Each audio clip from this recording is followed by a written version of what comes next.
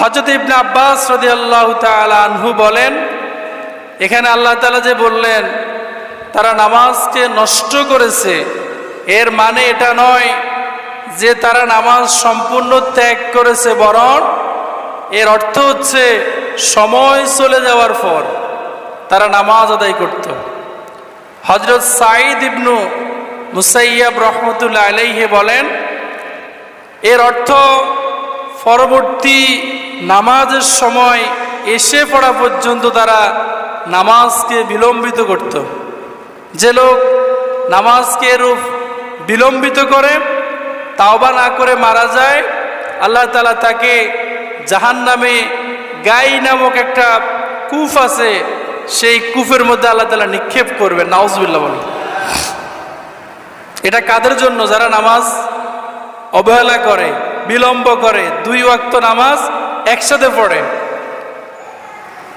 আল্লাহ সুবহানাহু ওয়া তাআলা কুরআনুল কারীমের ছোট্ট একটি সূরা সূরাতুল মাউদের মধ্যে আল্লাহ সুবহানাহু ওয়া তাআলা বলেন, আল্লাহ তাআলা বলেন, ফাওয়াইলুল লিল মুসাল্লিন আল্লাযীনা হুম আন সালাতিহিম সাহুন।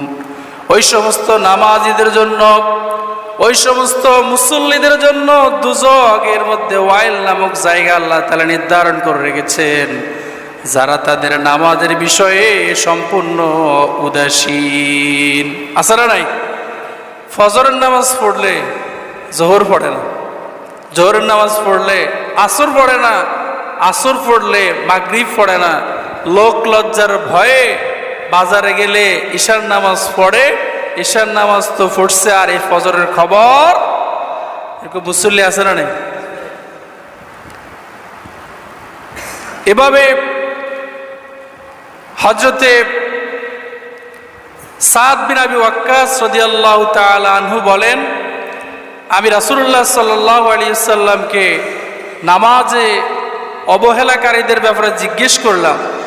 তিনি বলেন, নির্দিষ্ট সময় থেকে বিলম্বিত করা এই ধরনের লোকদেরকে ওয়াইল নামক কঠোর আযাবের ভয় আল্লাহ তাআলা দেখিয়েছেন, এবং ওয়াইল এটা হচ্ছে ভয়ঙ্করতম একটা শাস্তি। কারো কারো মতে জাহান্নামের একটি উত্তপ্ত কূপ, যেটার নাম হচ্ছে ওয়াইল, এটার মধ্যে দুনিয়াতে যত পাহাড় পর্বত আছে সবগুলো দিলে সাথে সাথে এটা গলে একেবারে মাটির সাথে মিশে যাবে। নাউজুবিল্লাহ।